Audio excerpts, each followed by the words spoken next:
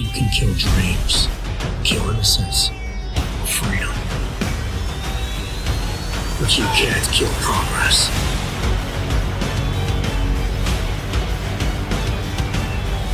Sometimes you just have to let go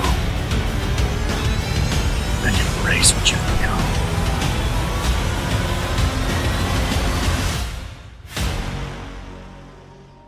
The year was 2027. Advances in biotechnology were helping people improve their physical and mental abilities to an amazing degree. Provided, of course, they had enough money. A new breed of people was emerging, half human, half machine. And in Detroit, at least, not everyone was happy to see it. I'd just landed a job as head of security at Sarif Industries, a cutting-edge biotech firm. David Sarif himself handpicked me for the job, said he needed me to keep his people safe. My ex, Megan Reed, was one of them. Brilliant neuroscientist, Megan had found a way to make augmentation safe and affordable for everyone. All she had to do was present her research to Congress.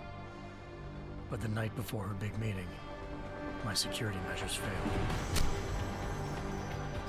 A team of Black Op mercenaries stormed into Sarif headquarters, massacring everyone in sight. 3 of the mercs were heavily augmented walking tanks. Their mission?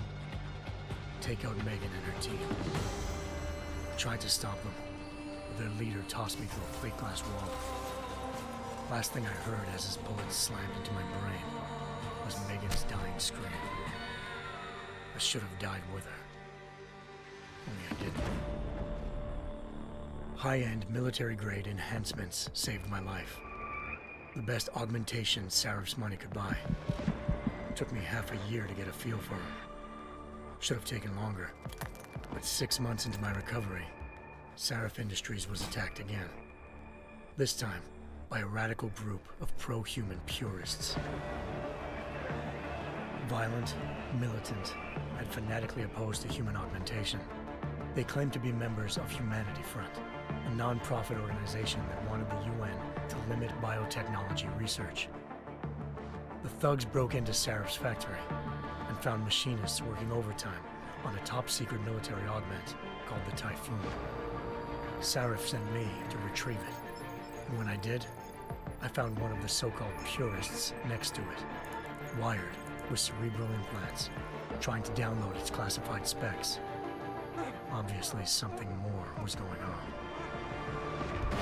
The Aug killed himself before I could question him. Sarif ordered me to dig deeper, so with the help of Frank Pritchard, Sarif's head of cybersecurity, I did. Turns out a second hacker had been controlling the Aug's actions from somewhere off-site. Pritchard and I tracked his signal to a secret FEMA internment camp in Detroit. The Black Op mercenaries were there. The same mercs who'd left me for dead 6 months before. Figured they'd try again when they saw me. Wasn't so easy for them this time. They took out the tank named Barrett. Even got him to give me a new lead.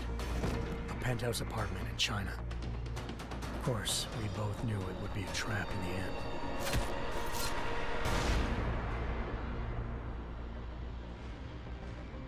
Hengsha Island, China. Home to a city so crowded, they had to build a second city on top of it. Trying to find clues in Hengsha wouldn't be easy. Lucky for me, I wasn't alone. Farida Malik, Sarif Industries' ace pilot, had lived in Hengsha before. A good person to have on your side. She knew enough about the place to get me around. Malik dropped me in the lower city, close to the penthouse Barrett had told me about. Bell Tower Associates, a private security firm under contract to the Chinese government, had agents tossing the suite when I arrived. Just not for the reason I'd been expecting. Turns out the man who lived there was a criminal hacker named Van Bruggen. The same hacker who'd been remotely controlling the AUG in Sarif's factory. Van Bruggen's panicked decision to force the man to commit suicide had been a mistake. Now his mercenary partners were gunning for him, and I needed to find him before they did. Locating Van Bruggen meant playing nice with the Triads, Hengsha's organized crime lords. They had the hacker holed up inside a low-rent capsule hotel. By the time I found him, Van Bruggen had no qualms giving up the woman who hired him. Zhao Yunru, president of the Taiyang Medical Corporation. According to Van Bruggen, Zhao wanted to monopolize the augmentation industry and had hired Black Op mercenaries to destabilize her competition. Seraph Industries was at the top of her list. To prove this, I needed to get inside TYM and grab a surveillance hologram off a server. I suspected Van Bruggen was hiding something when he told me this, but nothing could have prepared me for what I saw. Megan wasn't dead. She and her 4 best researchers had been kidnapped, spirited away somewhere while their kidnappers made it look like they were dead. Desperate to learn more, I confronted Zhao in her penthouse. She claimed to be a pawn in a bigger plan, and hinted at a group so powerful it controlled global interests at a whim. Then she slipped into a panic room and hit the alarm, forcing me to make a very quick exit. I figured Zhao was lying, but part of her confession made sense. David Seraph had been worried about his people. So worried, he'd required all of them to have subdermal locator devices surgically implanted. The GPLs would have been broadcasting the day of the attack. But Zhao said a single call to Picus, the world's leader in global 24-hour satellite news, had turned those signals off. I needed to fly to Picus headquarters in Montreal if I wanted to learn more.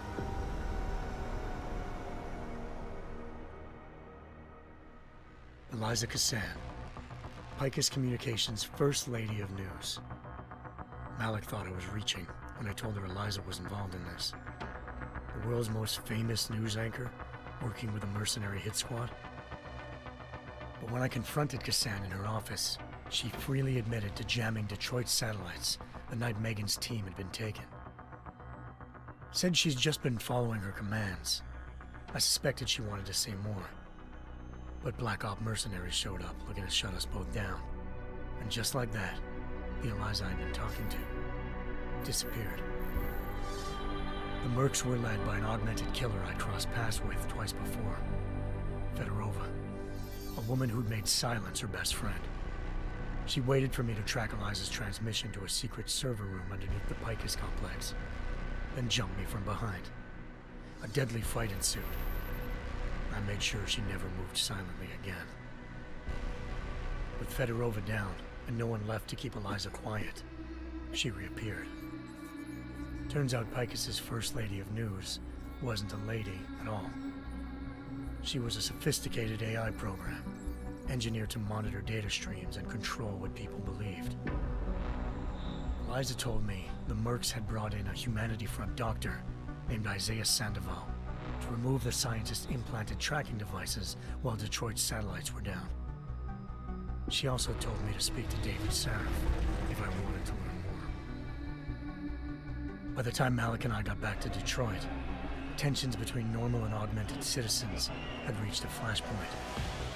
Riots were breaking out in several cities, and the UN was being urged to intervene. Seraph was trying hard to convince Hugh Darrow, the inventor turned philanthropist who'd once been a leading proponent of enhancement technologies, to help stop a possible regulatory vote. Seraph had a lot riding on Darrow. Megan's discovery would have given millions of people the chance to evolve beyond their normal human abilities, and at the same time catapulted Seraph Industries to the top of the Fortune 500. According to Seraph, Megan's kidnappers knew this, and didn't want people evolving unless they controlled how it was done. He called his enemies Illuminati, and urged me to keep searching. Determined to do so, I tracked down Sandoval via America's most outspoken augmentation opponent, Bill Taggart, Sandoval's boss and founder of Humanity Front. Sandoval admitted to operating on Megan's team when I confronted him, but said he hadn't removed their GPLs. He'd merely switched them to a different frequency. Pritchard was able to trace one of the signals to China. Malik and I immediately took off in pursuit. Unfortunately, the Illuminati were one step ahead.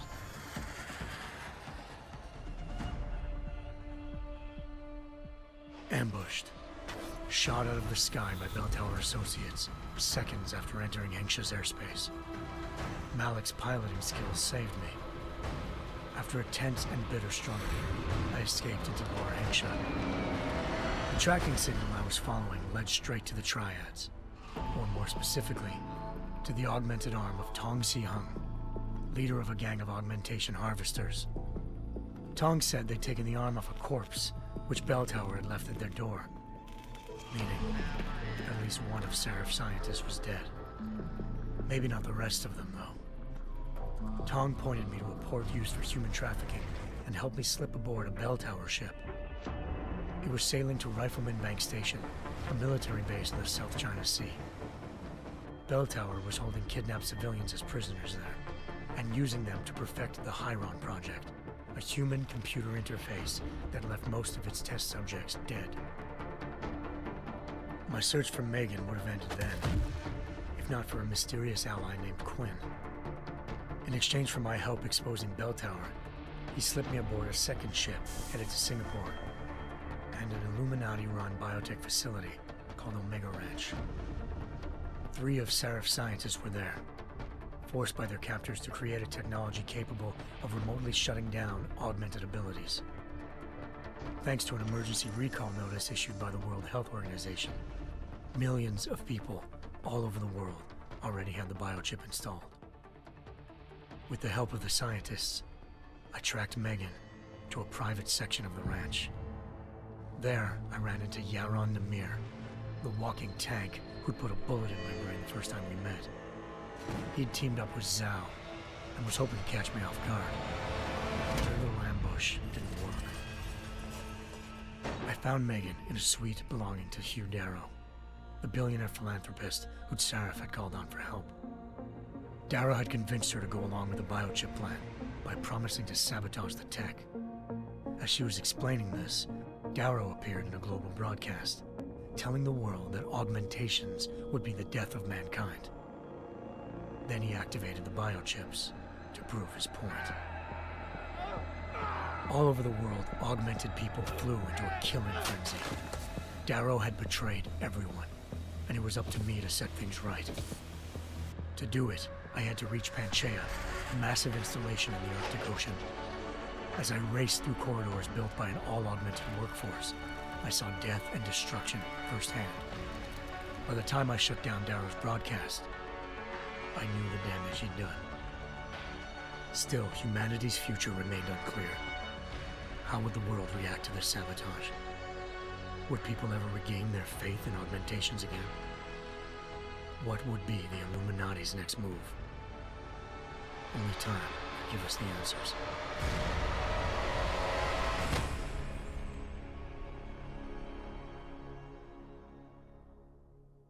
Cześć, witam was bardzo serdecznie w nowej, kolejnej serii na moim kanale Deus Ex. Najnowsza część. Nie grałem w poprzednie, ale domyślam się, co tu trzeba robić już po tym filmiku.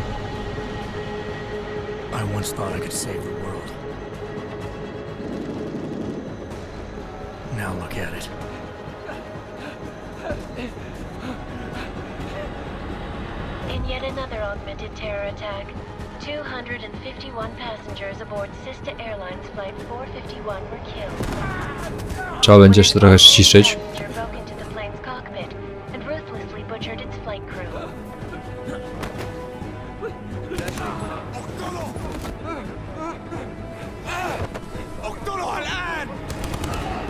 Details recovered from the black box recorder suggest that the man may have been suffering flashbacks to the Aug incident.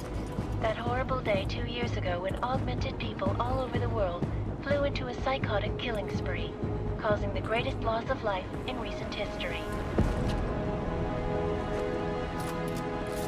Zakończyliśmy ostatnio serię z Fallouta, więc trzeba było coś znaleźć nowego. Not gonna go all wonky on us now, Hansa, are you? Well, if I do, McCready, I guarantee you'll never see it coming. Agent Jensen, am I gonna have a problem with you? No, sir. No reason to assume you would. Good, because you are the only augmented operative on this team, and I intend to make good use of you. Listen up, all of you. We got a sandstorm barreling down our ass and we can't afford to make mistakes. We're going after this man, an arms dealer named Shepard. He's ex-Bell Tower, one of the Special Forces commanders who disappeared during the incident. And he's come out of hiding. That cannot be good. It's not. He's selling weapons and military-grade augments to terrorists. This is Aran Singh, the undercover agent who lured Shepard out of his hole. Best you see Interpol's got. For 3 years he's worked hard to get in tight with the Jinn, an Iraqi smuggling cartel that's infected the Eastern Hemisphere like a plague. Last week, our arms dealer sent a message to the Jinn, offering to sell them a shitload of black market merchandise dirt cheap. They told Singh to handle the buy. They're not gonna like it when Interpol disrupts their party. Singh's cover really that good? It is right now. We need to keep it that way. This is where the deal's going down. A half-finished high-rise hotel that's been abandoned ever since the incident. Nieciekawie, ta? It's not a pretty picture inside. Let me guess. Most of the laborers were augmented with heavy-duty industrial rigs. So when the incident hit, and they all went schizo, things got gruesome real fast. And no one, except for some homeless junkies, have been inside the place ever since. So what's the plan, Director? Singh's meeting Shepard on the ground floor, inside the hotel's main atrium.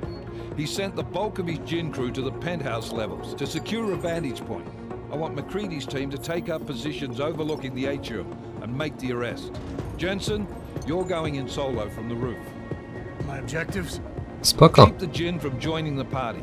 As far as we can tell, only one route connects the atrium to the penthouse level, a halfway decent elevator shaft. Here. I want you to block access to it. Fine. Just cut me loose.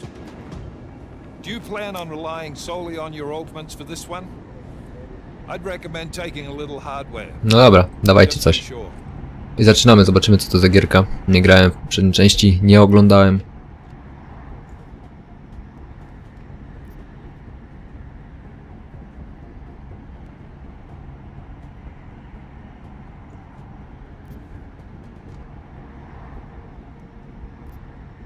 We've got a UC in there.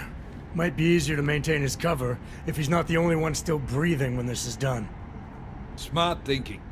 Yeah, but if anything does happen to him, you'll be telling his wife.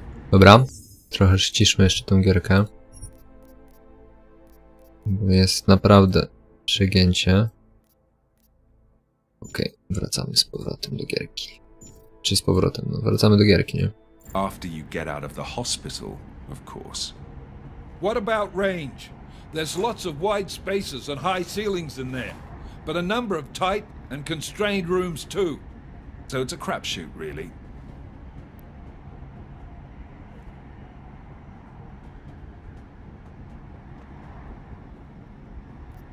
Jasne.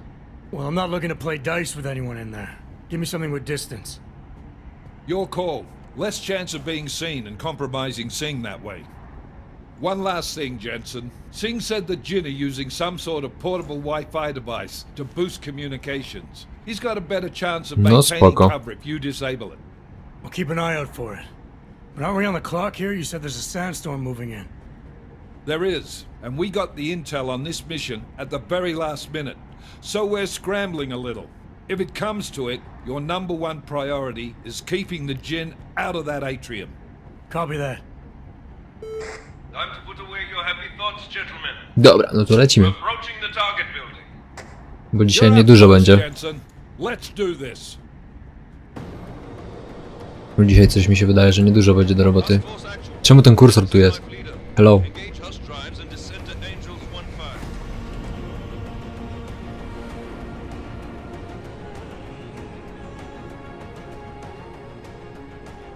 1-5. Gram na średnich ustawieniach jakby coś. 1080p. Standardowo Full HD.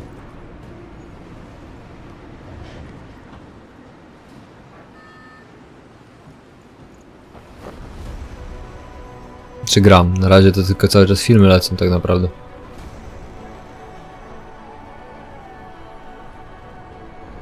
Ale klatki mi nie spadają, cały czas w okolicach 60. Na Terminator. Schwarzenegger wylądował.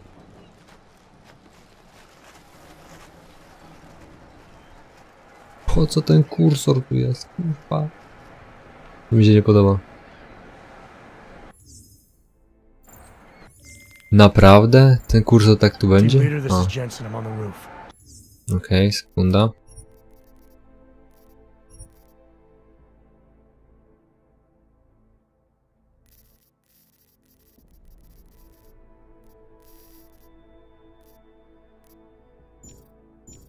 Solid copy. Move into the building. The access route you need to block is at the far end of the penthouses. Jezu, jaka czułość myszy! Kto to wziął i ustawił? Masakra.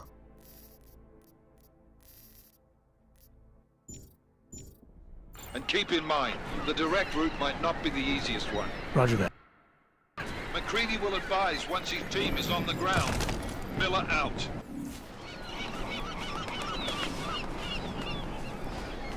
No dobra.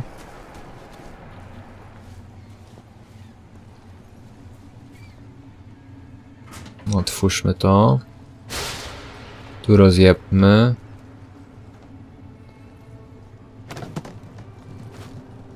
Aha. Mogę sobie pachołkiem rzucić, no spoko.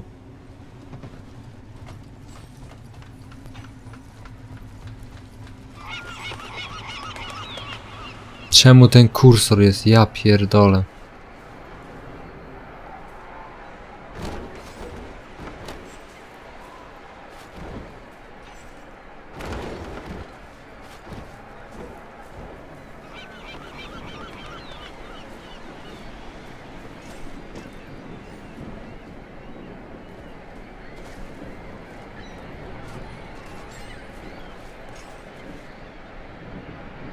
No dobra, ale gdzie mam pójść?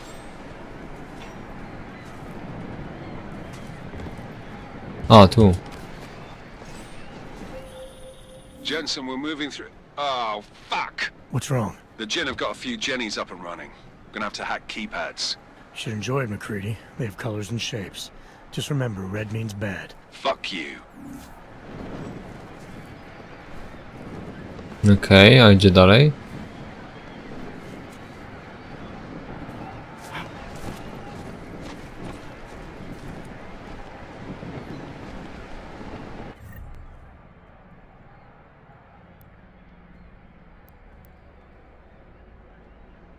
Aby zainstalować wyostrzenie wzroku, naciśnij by je przypisać, a następnie aby zamknąć koło ulepszeń.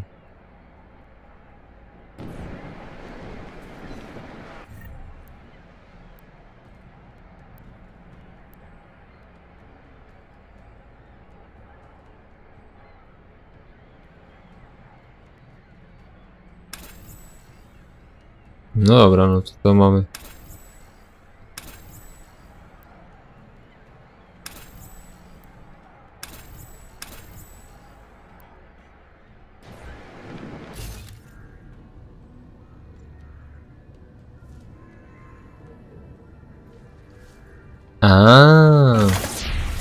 Okej. Czaję. No dobra.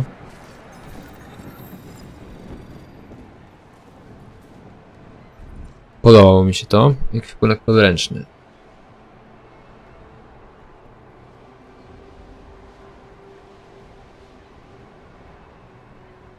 No spoko, czy to jest standardowo. Masakra, tak. Czułość myszy to jest po prostu... Co? Kto? Kurna pawi, na jakie ty czułości myszy grałeś, chłopie?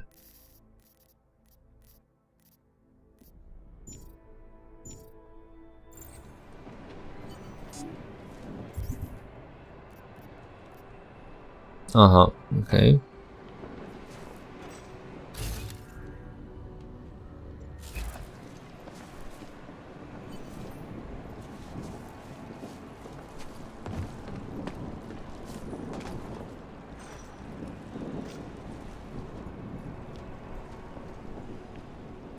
Dobra. Użyjmy tego.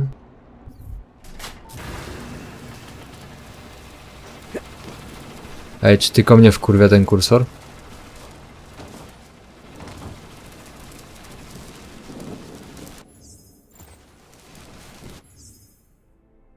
A możliwe, że wy go nie widzicie. Tak szczerze mówiąc, bo może być wyłączone nagrywanie.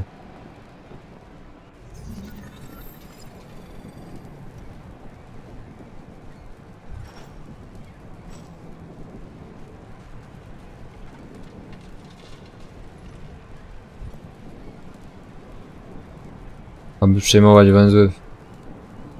Co? Jak to działa? Czekajcie.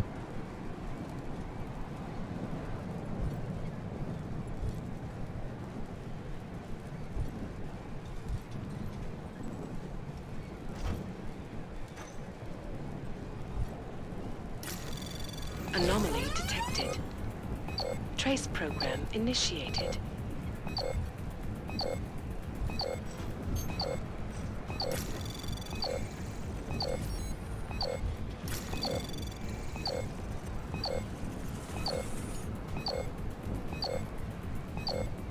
Chyba coś spierdoliłem. Access granted. A może i nie?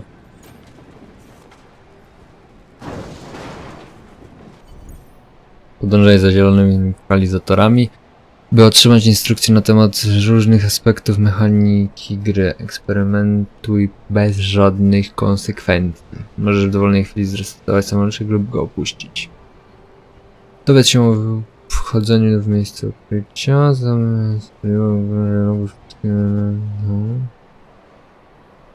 Dobra, uruchommy sobie tryb samouczka.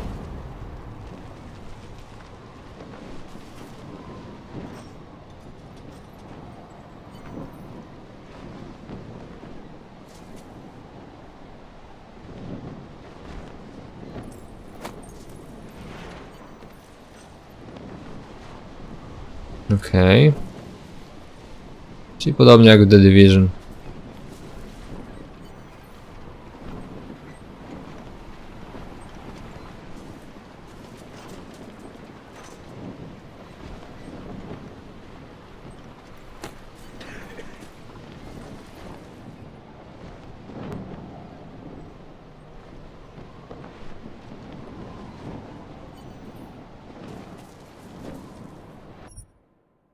Kończony samouczek. Czy chcesz opuścić tryb samouczka lub ponownie przejść samouczek? Wyjdź. Okej. Aha!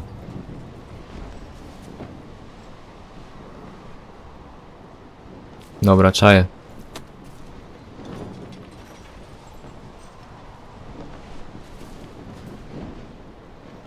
Standardowo.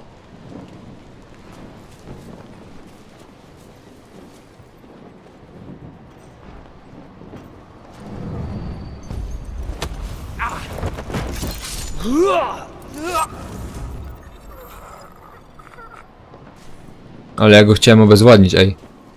Nie zabijać. Dobra. Ja wam podziękuję za oglądanie tego odcinka. Jeżeli wam się spodobał, no to zostawcie kciuka w górę. Zobaczymy się w kolejnym odcinku. I zobaczymy, z czym ta gra się będzie dalej jadło. Trzymajcie się i na razie. You can kill dreams, kill innocence, freedom. But you can't kill progress.